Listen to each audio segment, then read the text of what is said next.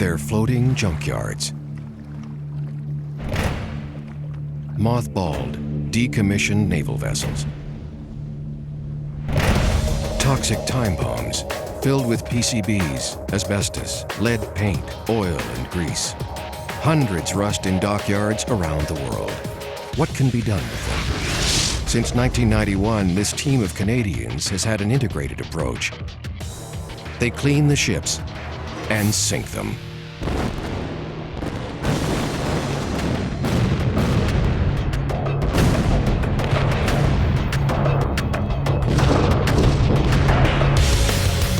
Meticulously timed explosive charges cut through the steel plate like a hot knife through butter.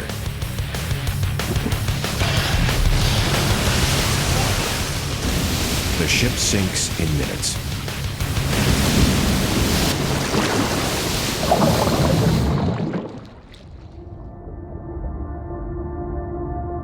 Out of all this mayhem and explosive energy comes life, marine life, as these former warriors turn into artificial reefs.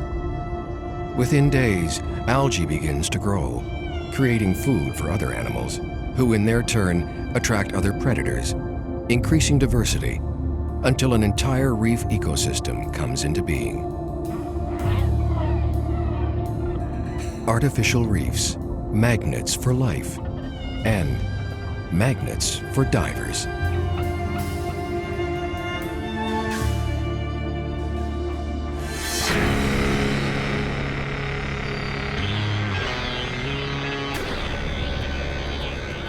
Wellington, New Zealand. This is the frigate Wellington, the F-69, and a week from now, she'll be on the seabed. As an avid diver, Marco Zeman thought that sinking a ship to make an artificial reef would be a good idea. And that idea became a passion that would occupy 6 years of his life. The F-69 started life as the British Royal Navy ship Bacchante and saw service in the Cod War with Iceland and in the Falklands War. In 1982, she joined the New Zealand Navy and was renamed the Wellington. Before the Wellington can be sunk, she must be spotlessly cleaned. 113 meters long, 3,100 tons. The ship is massive. And as Marco is learning, so is the amount of work yet to be done before the scheduled sink day of November 12th.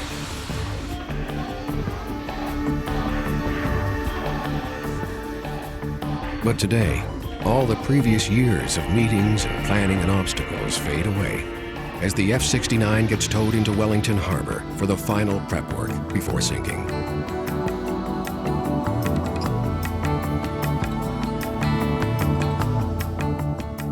Today, the weather is picture perfect, but the city has a nickname, Windy Wellington, because of the strong winds that sweep up the Cook Strait.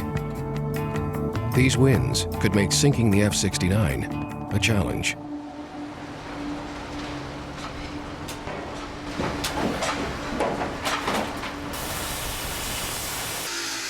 Now docked in Wellington Harbor, the final preparation work is underway, removing hatches, pipes, anything that could pollute the ocean, be unsafe for divers, or be sold for scrap, even the ship's nameplate.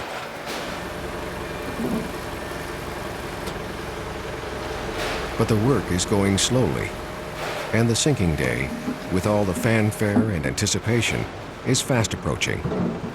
Roy Gabriel. I guess we've been here in 28, 29 days now. The first day I walked on board the ship, I couldn't believe it. I walked on, I thought that a lot of the initial design would have been done inside the ship and the preparation done. And I walked on, there wasn't a single bulkhead or a wall or anything taken out, and it was almost panic station. Don't believe it. Roy Gabriel has sunk more ships than some navies. A retired Royal Canadian Mounted Police explosives expert, he's one of the partners of Canadian Artificial Reef Consultants, and he's here to provide his experienced guidance. It's been a month now of 12 hours a day, 7 days a week, trying to get this thing to the point where it is now. The brute force work of scrap removal continues.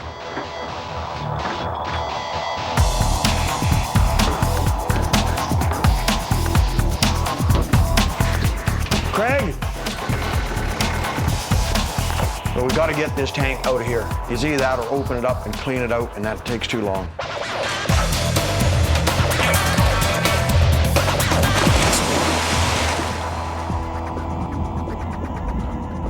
Artificial reefs attract life, and they attract divers. And divers bring tourism dollars. This is the former USS Spiegel Grove, just off Key Largo in the Florida Keys.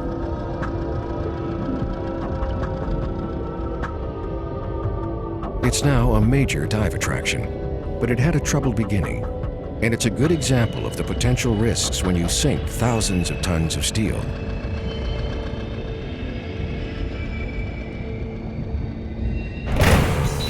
After cleaning, the 155-meter, 5,400-ton Spiegel Grove was towed into position and anchored for the final preparations. But on May 17, 2002, a day before she was supposed to sink, something, and no one knows exactly what, went wrong. The ship began to sink. She was not only sinking, but she started to roll over, ending up upside down, a hazard to navigation, and certainly not an artificial reef. Finally, after much blood, sweat, tears, and money, salvage teams got her on the bottom, but on her starboard side. Today, with a little nudge from Hurricane Dennis in 2005, she's upright and becoming a thriving reef, popular with divers.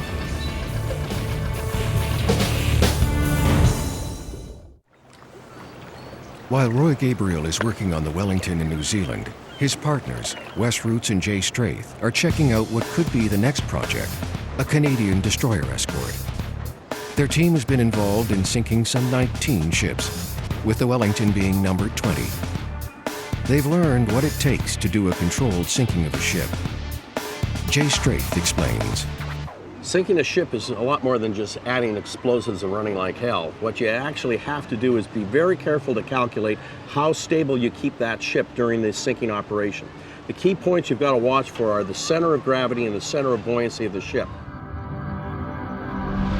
When the ship is unflooded, the center of buoyancy is low in the ship, and the center of gravity is high in the ship. As the ship begins to flood, the center of buoyancy moves up, while the center of gravity moves down. But if the ship is flooding unevenly, or if there's air trapped inside, then the center of buoyancy will shift, and the ship may begin to list on one side. There are about 30 crucial seconds where the centers of buoyancy and gravity pass each other, when the ship is most vulnerable. If the center of buoyancy and the center of gravity pass each other more than about 30 centimeters apart, the ship will likely roll onto its side.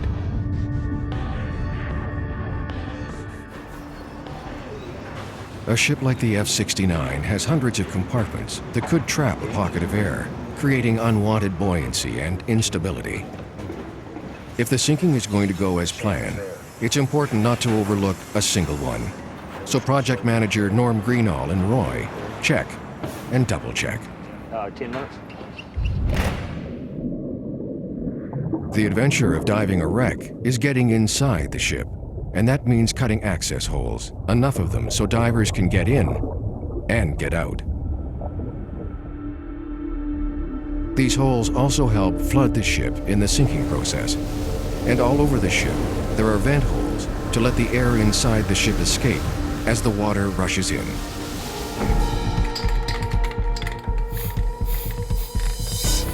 Once you've reviewed the plans, getting the ship properly vented comes down to looking in every spot a pocket of air could collect, and then marking it with a spray can of paint. Then the cutting torches can go to work making the vents. The muscle behind the ship sinking is high-tech explosives. This is a sample of the copper flex linear that will be used to explosively scuttle the frigate Wellington. It's RDX explosives on the inside with a copper sheeting around the outside. It's designed and built specifically for cutting steel. The shape of the explosive charge controls the shock wave that's produced, creating an intense, narrow cone of energy that can slice through an inch of steel plate. What we have here is the face side or business side of the explosive charge. This is the portion that will face the inside of the ship And this is where it will actually physically cut a meter square hole or a 39-inch square hole out of the side of the ship. The explosion first pushes the steel out.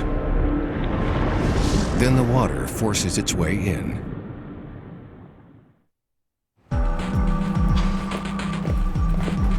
Marco Zeman has less than a week left before sink day, and there's still a lot to get done. One of our biggest challenges on ships this size is all the hydraulic oil that we've got to deal with. There's lots of it, and every drop needs to be removed before sinking. Cleaning up spilled oil isn't a high-tech job. Spread sawdust on the oily patch and scoop it up. Then dump it into a disposal bin. And then go back and do it again. These ships could never get cleaned without the thousands of hours of volunteer labor from divers and others. Labor that gives real meaning to the phrase elbow grease. As the cleaning continues, this 7-ton anchor is being put on board. It will be used to hold the ship in position over the sinking site. But there's a problem attaching the chain. The pin on the shackle just doesn't want to go in.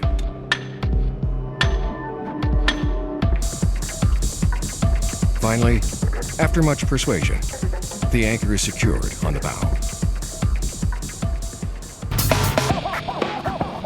On board every ship is miles and miles of wire.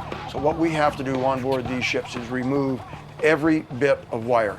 What will happen, these brackets will start to deteriorate faster than the rest of the ship, and these will start to fall apart, and subsequently the wire will drop down and will become a hindrance to divers. So this is fine to leave in. This won't be a problem. But the main bunches of wire running through the raceways have to come out.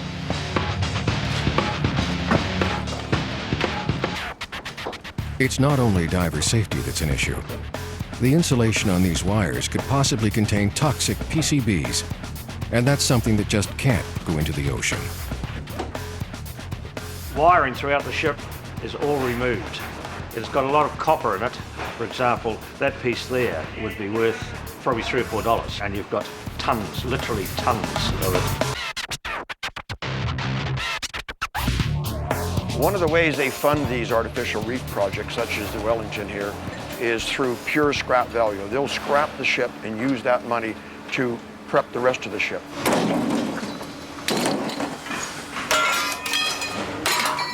A ship like this will be in excess of $250,000 of scrap value. And what you see is the boys out here processing that scrap now as it's coming off the ship.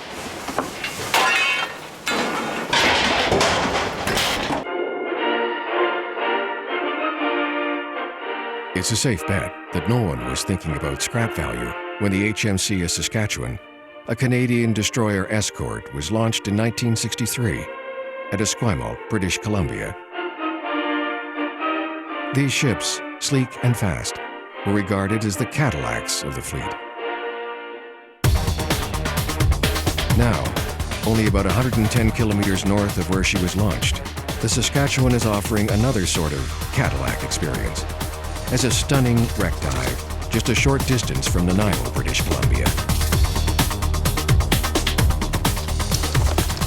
For Jay Strait, it's a bit of a homecoming. He and his partners helped to sink her in 1997 with the Artificial Reef Society of British Columbia. Marine animals like these anemones have flourished, colonizing the 110-meter-long, 2,600-ton ship.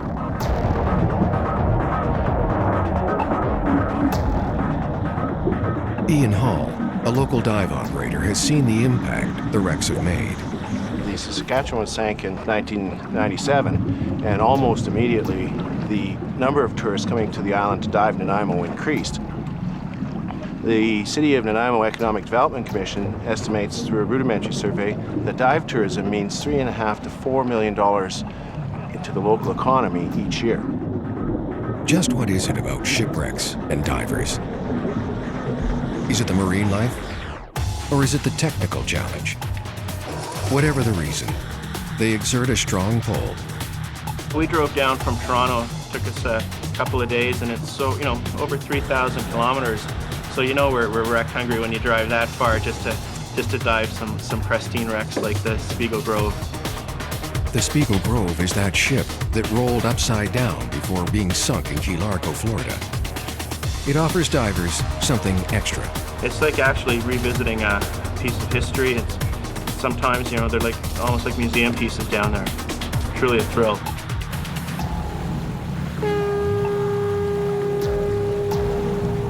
The Florida Keys are a major destination for divers, and artificial reefs are a big attraction. And it's where Ladd Atkins heads up a group studying their environmental impact.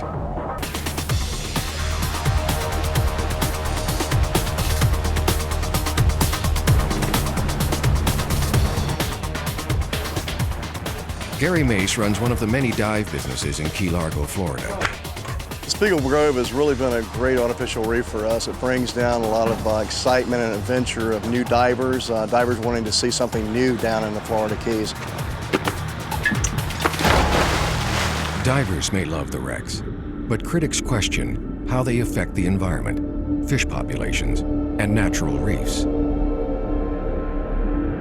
The Spiegel Grove is part of a long-term study on the impact of artificial reefs. Ladd Atkins is a special projects manager of REEF, the Reef Environmental Education Foundation. The Spiegel Grove is in a very unique position.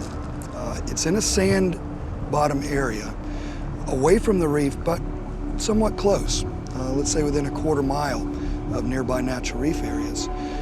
And I think the intent was to put it far enough away that even if it moved a little bit, it wouldn't damage the natural reef, but also close enough so that there could be interaction between the marine life on the natural reef system and on the wreck itself. And I think we're seeing a lot of that.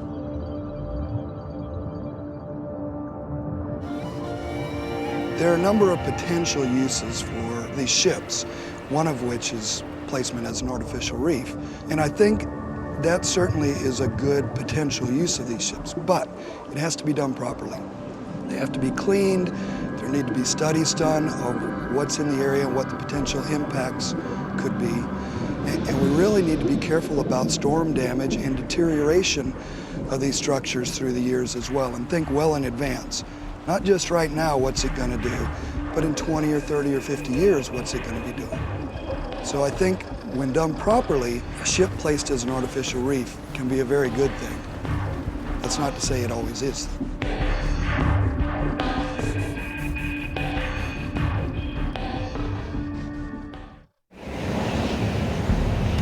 Windy Wellington is living up to its nickname. With only 3 days to go before sink day on Saturday, the weather forecast is for gale force winds. We're 3 days in counting, and I hope these winds this morning are an indication that the front is coming through now and not coming through on Saturday morning. But we wouldn't be sailing today. There wouldn't be any hope of leaving harbor today. That's just as well. There's lots of work to do. The lubricating oils are long gone from the engine room, but there's still the accumulation of 37 years of grunge and grind to clean up. So bring on the supersized pressure washer and blast all the loose material down into the bilges, where a vacuum pump truck can suck it up.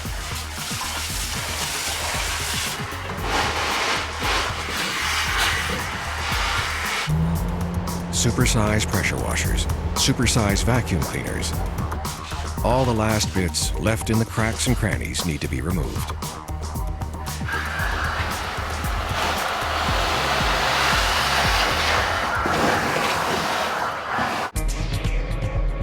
"150 meters of rope, floats, and electrical wire. The firing line is hoisted on board. On sink day, it will connect the explosives on the ship with the team on the firing boat who push the button. The crew is working flat out, but that sink day deadline is fast approaching. At the moment, we're probably trying to fit a week's work into 2 days, but we'll get there. We'll work a bit longer tonight.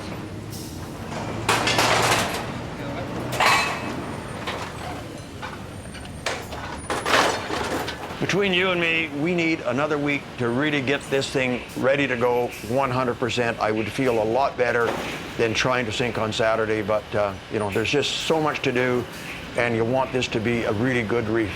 So I don't know, we'll make it work. Somehow we'll make it all work. 3 days left until sink day. Roy Gabriel has been working flat out for a month, and a second set of experienced eyes would be welcome. Those eyes belong to Jay Strait, one of Roy's partners just arrived from Canada, and he has some concerns.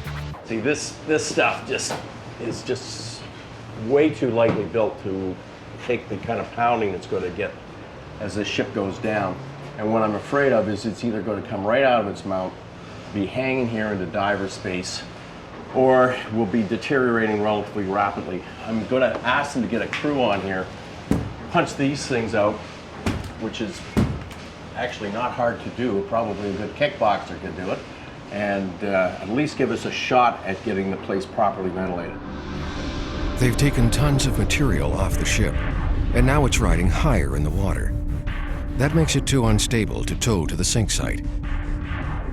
To lower it, they add weight, ballast, by flooding some of the compartments on the ship with water. But the flooding isn't going to plan. We're putting water in some tanks, and within a day, we're losing 10, 12 ton of water, so it's flowing someplace. Figuring out where the water is going and fixing it is crucial. The danger is this. When the ship starts to sink, and if one tank is empty, that will add a lot of lift to that side. If the empty tank was on the starboard side, and the ship develops a port list as it's sinking, the empty tank will emphasize that list, and could cause the ship to roll over onto its side.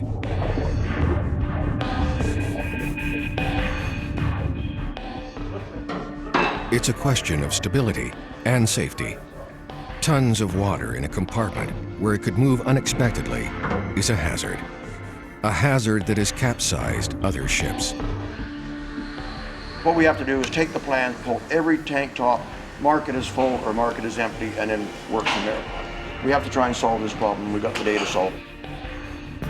It hasn't gone to the engine room, it hasn't gone to the boiler room, so it's obviously going into an empty tank someplace. Yeah. So we'll pull this lid here and have a look at it.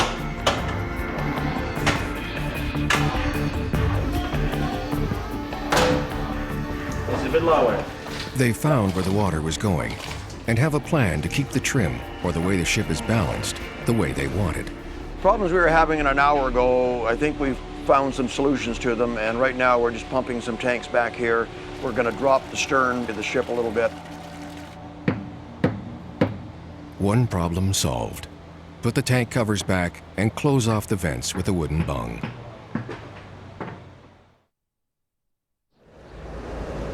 Once again, Windy Wellington is living up to its nickname. With just 2 days left before sink day, the weather's not cooperating. We have a gentle zephyr in Wellington today. It's blowing its rig out, basically. But will the ship be clean enough to sink? There are hundreds of meters of pipes carrying hydraulic oil. Pipes they thought were drained, but some weren't. And with the trim of the ship altered, some residual oil begins to leak out. Bad news, with the critical environmental inspection coming up. No oil means a clean ship. As long as we get these drained down, we're going to be okay. The race to get the ship ready for the sink day on Saturday is heating up. Only 2 days left, and the environmental and safety inspection is underway. There's a lot at stake. If the inspectors don't give their okay, the ship doesn't sink on schedule. Inspector Patrick Atwood. We are looking for anything that's loose, that could break away when the ship goes down, anything that could be of a hazard to divers, and of course any contaminants, the major one being any oil residues that are left on the ships.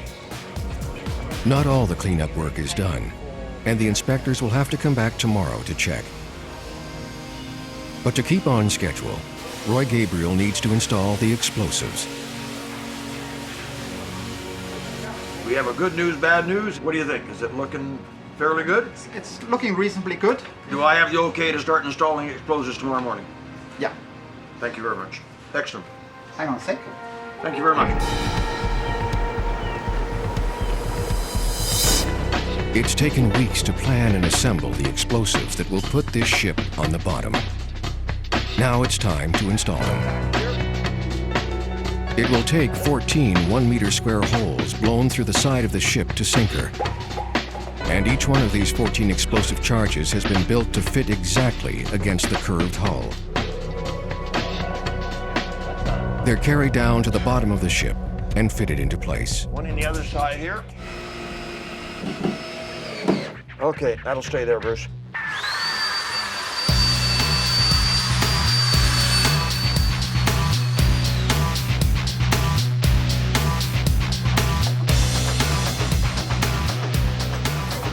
For the flex linear explosive to work effectively, it needs to be an exact distance away from the steel. When the engine room, boiler room go off to start with, these charges would jump right off the ship because there's so much shock wave and twisting going through the ship as it fires.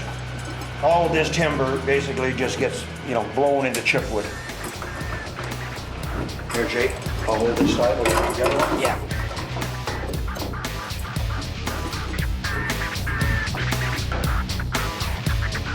The charge is secured in place, and the detonating cord to the primers is made ready to connect to the system.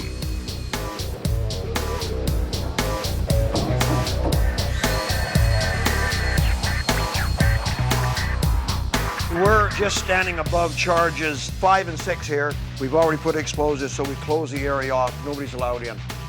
Unfortunately, we got less than 30 hours to go, so we have to keep going here.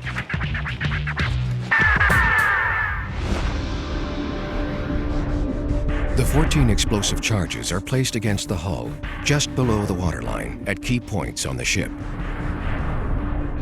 The charges are fired in pairs, port side, starboard side.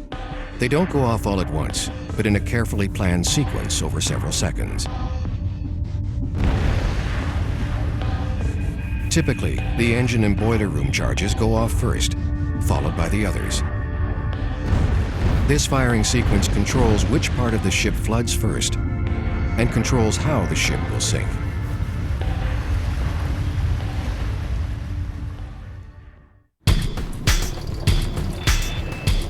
Once the ship is sunk, a team of clearance divers will check to see that all the explosive charges have gone off.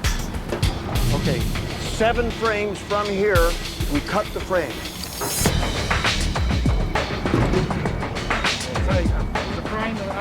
Yeah, 3 good arm, like long ones.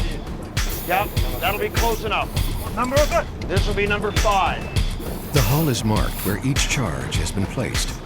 So when the ship is on the bottom, the clearance divers will know where to look. That looks like about there. Past the frame. It'll be in between frames is where it'll be. That'll be number 2.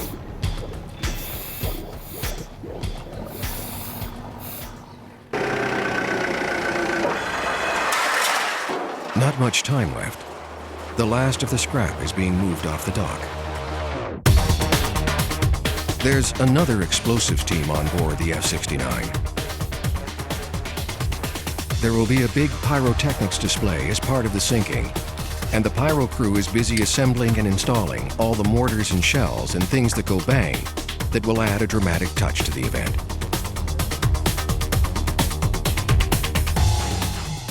The high explosives that actually sink the ship don't put on much of a show. They're below the waterline. So it's these fireworks the spectators will be seeing. Okay, we ready to go? Yeah, we're ready to roll. With the charges in place, the next critical job is connecting the detonating cord to the explosives on the hull of the ship.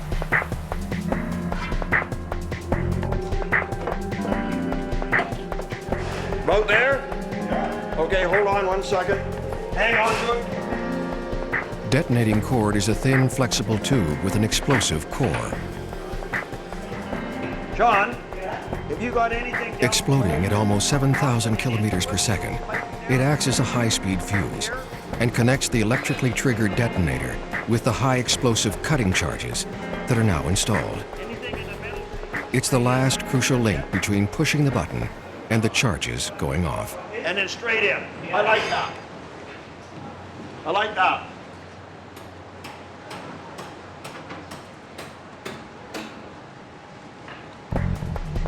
With this det cord, we got to keep the curves exactly the same as a woman. Gentle curves. It's important. With some of the charges almost inaccessible at the bottom of the ship, that can be a challenge. John, I'm just looking for a place to keep it up out of the way. We'd install charges 13 and 14 are down below each of those large holes down there. They'll be the last two to fire in the sequence of 14. The green cord that you see here is linking both of those charges as one. They'll go exactly the same time. Just make sure when you're going over with it, there's no kinks in it. Okay, that's all you get. Nothing kinky in this group. Installing the detonators is the next step. First, string the electric wire that will be connected to the firing boat. Check the connection, and then clip on the detonators. This style of detonator is programmable, so you can change the timing of when a particular explosive charge will be set off. What's the hole? Oh,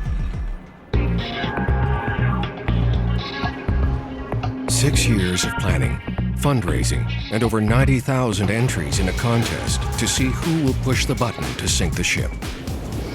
It's all supposed to end with a bang on Saturday. But this is windy Wellington, and the wind's blowing about 40 knots. It's Saturday, the 12th of November. We've had to build in a 24-hour hold due to the wind conditions.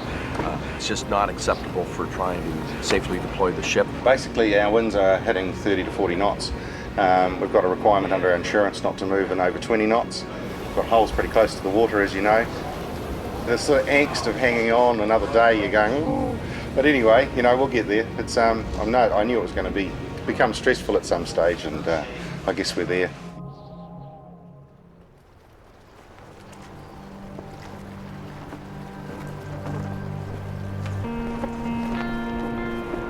Yeah, just for posterity's sake.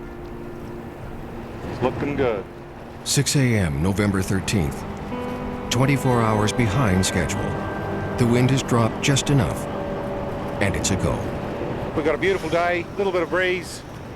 We're going to be a crowded coast, that's for sure. I think every boat in the marinas over here will be gone, and all the marinas over there will be empty, and it's going to be a very big day. I'm looking forward to the moment.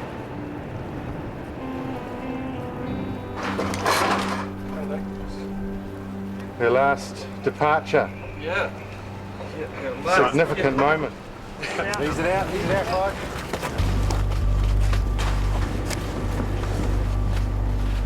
Okay, yeah, we're on our way. See you on the water, Jeff. Aye, aye, skipper. Yeah. 6 years. It all ends today.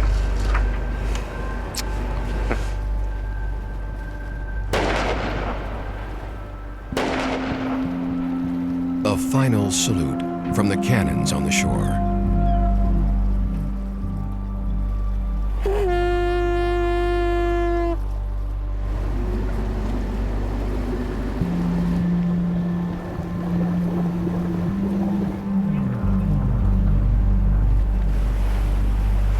The wind was looking a little dubious first thing this morning. If we can keep this ship into the wind, that's fine for our purposes. We're at the upper end of our safety envelope with this wind, but we can proceed.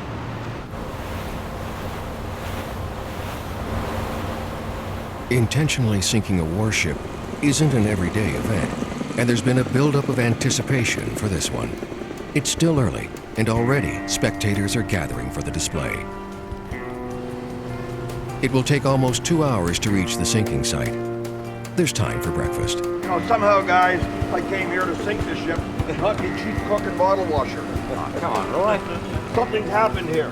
If I have to wash dishes, that's gone too far. Just thought of it, I don't have to wash dishes. This thing's gonna sink. This boat's going down. The sinking site for the F-69 is in Island Bay, just around the headland from Wellington Harbor.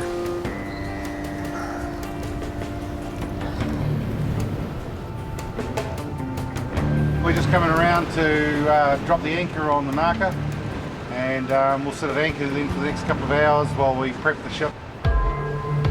It sounds simple. Put the ship in position, bow into the wind, and drop the 7-ton anchor while the tugs hold the ship in place. But once again, this anchor isn't cooperating. We've just been really cautious. We've got a lot of weight. They've got a 7-ton anchor pulling on probably another 7 or 8 ton of chain, and it's very capable of biting fingers off really quickly. There were problems getting the anchor onto the ship, and now there are problems getting it off the ship. The 24-hour weather delay, and now this delay, is causing problems. The big tugs holding the ship in position have to leave. They have other jobs to go to.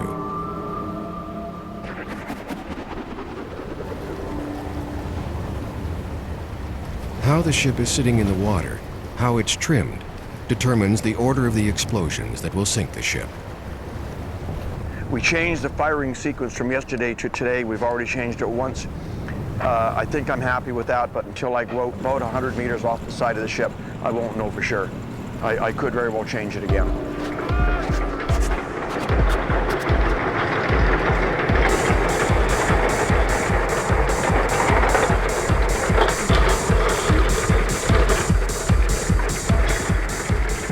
Finally, the problem is solved.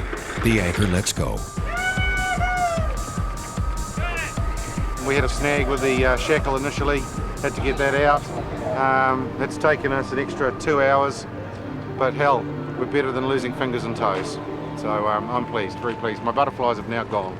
At last, the ship is anchored, bow into the wind, and the tugs cast off.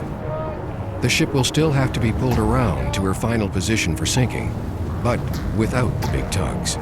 We're going to start at the bow, and we'll start working our way all the way towards the stern, checking and double checking everything, put the detonators on the system. There'll be 28 detonators to install all the way to the stern. The ship becomes increasingly hazardous. There are holes everywhere, and to complicate things, the waves are getting bigger, making the ship roll. The pyrotechnics crew comes aboard for their last-minute preparations. Checking and double-checking. If the ship is to sink on position and upright, everything has to go according to plan. This will be the last time we come down to look at the charges. We're going to just double-check to make sure somehow over the last day none of the detonating cord has been chafed or nicked, and if we have, then we'll just put an extra piece on it. The F-69 is at anchor, and the spectators are gathering. But the ship has a slight list to port that needs to be fixed. Otherwise, the ship could roll onto its side as it sinks. We're in the final phases of trying to take that port list out, which is causing Roy and I a lot of worry. Yeah, we're on anchor and ready to go. Ready to go? Well, not quite. There's still that worrisome list to port. Water is being pumped into one of the tanks to compensate, to rebalance the ship. The job of connecting the detonators to the 14 explosive charges is almost complete. They're still pumping down there, aren't they? Yeah. Okay. Okay, I'm going to go and have a quick look, see how they are doing. It's a very technical job. Stand and hang onto a hose. They're adding tons of water to this tank to remove the list. 3 hours. Try and get the port list out of it. If I can do that, we're 100% ready to go. This class of ship is very fragile on the bow area. So what we're going to do is try to go for as flat a sink as we can, and if anything, it's going to be a stern sink slightly. How the ship will sink depends on the timing of the explosive charges. And these timings can be programmed into the system and changed right up to the last minute. Check and recheck. Yeah, it is. John Jennings. Machine's telling us that everything's fine and we're virtually ready to go. All we need to do is run out the firing cable, connect up and press the button. With the wind coming out, it will be better to sink the ship's stern first. Roy wants to change the firing sequence of the charges yet again. And you just had the boys have a look out there, and it's down ever so slightly on the bum now, in the stern. So if we reverse those and put 7,000 here, and then the next one, and then give us the longer one there. I know it's not much of a change. Let's have a look at this again. Let's have a look at this. In this swell, I do not want the port side to start scooping water before the starboard side. Yeah. You know, in a perfect world, it's going to, both sides are going to start scooping at the same time, and then it's over when that happens. I think this is the last change. Crowds are gathering for the 3 p.m. sinking. The F-69 was anchored bow into the wind, and now she has to be pulled around to her final position. But with the big tugs no longer available, they have to rely on smaller boats. That boat's never going to handle it. Well, his engines have to go fast. These small boats are pulling on a 3,000-ton warship against a wind that's now pushing 30 knots and increasing. Even with no wind, this job would have been a challenge for the small boats. The ship is moving slowly, but the wind keeps increasing. If you look at a tension meter on this, when we detonate, we're at 8 and 9. Right now, we're 5 and 6 and climbing. If we get 50 meters out of this, we'll be lucky in this wind. Yeah. This is not good. This was not supposed to happen. Against the odds, the small boats have pulled the ship around, and now they have to hold her against that increasing wind. But they're very close to the ship and those 14 high explosive charges. They can't quite hold it with that kind of light power and be this close. That's the problem. No, I would have liked them certainly a little further away than that. Maybe they can lengthen the lines out once they get us towed over to the spot. Are these guys going to be able to lengthen their tow ropes out at all? They're kind of close right now. Yeah. But they'll all have to come in. Basically, in the final analysis, we only need 2 left, one on either corner. To hold it, Yeah, once it's in position. I'd like them a little further out if at all possible. They are a little close to the ship.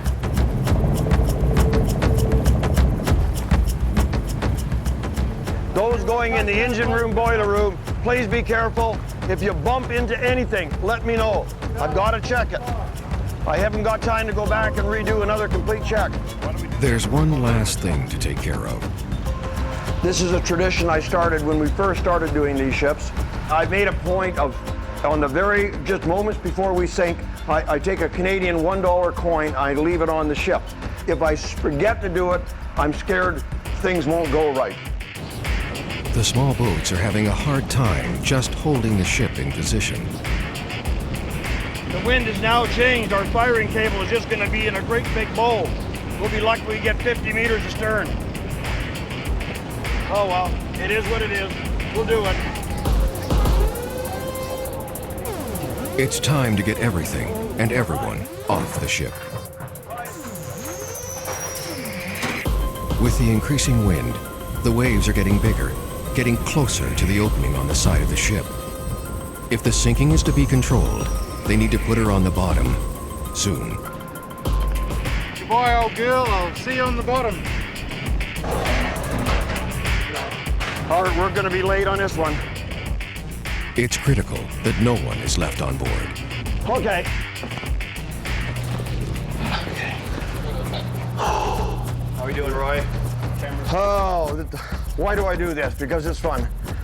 Marco, all the best. I hope it's an absolutely flawless, perfect sink, but this wind is bad. Yeah, that's all right. We're in alignment. Let's go. Okay, let's beat feet out of here. 11.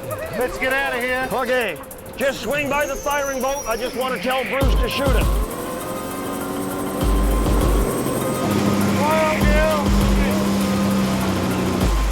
All the best. I hope it's a perfect one, Marco.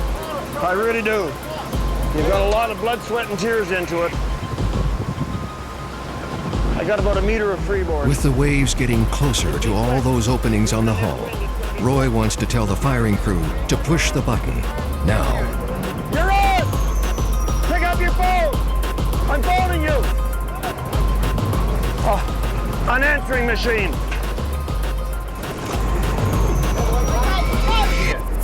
Countdown's here, but they've got to put the 1 minute flare up. Yeah. I'm glad. Is that the 1 minute? Okay. Congratulations. Over 90,000 people entered the contest to see who would push the button. Joe Smith was the winner. 5, 4, 3, 2, 1.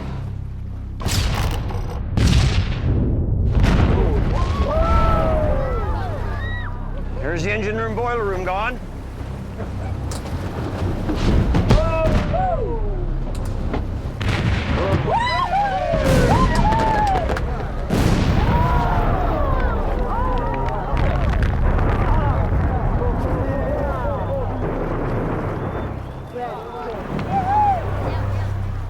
Okay, cooperate now, cooperate. Cooperate. Cooperate with me. The big question is, did they fix that port list? You can let the firing line go. Yeah, they can let it go. They can let go of the firing line. The tension is building. Let the firing line go! Let the line go! She's going to port. Come on, come back, come back, come back, come back.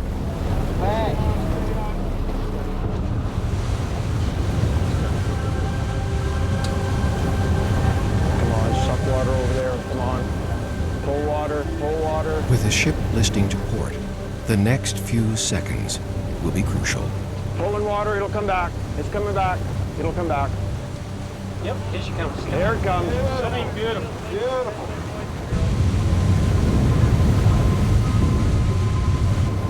Come back, come back, come back. At the last second, the F-69 levels off.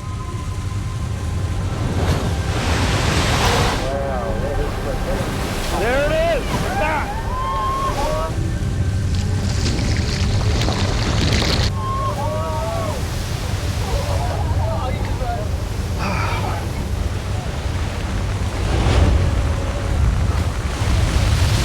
Marco, it came back.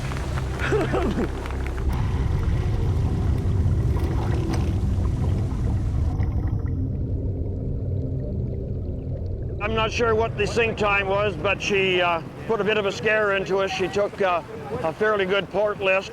The extra work we did today, taking that list out, paid off. She had an extra bit of what we call reserve buoyancy back in the stern, so she hung on longer back there than she otherwise would have, and that was long enough to get those secondary holes fully engaged, and down she went. As I wanted, I got the the stern sink, just slightly stern sink. The bow was the last thing down like it was supposed to be, and you can't ask for much more. No, I think it was letter perfect sink, and I think we'll find her very, very, straight within one or 2 degrees. If it's anything, it might be a little bit to port, maybe 1, 2, 3 degrees to port, which is more than acceptable. Okay, well, let's go home and get ready to take on another Navy. Oh. I need a beer though, pretty quick. That right. Way to go, Roy.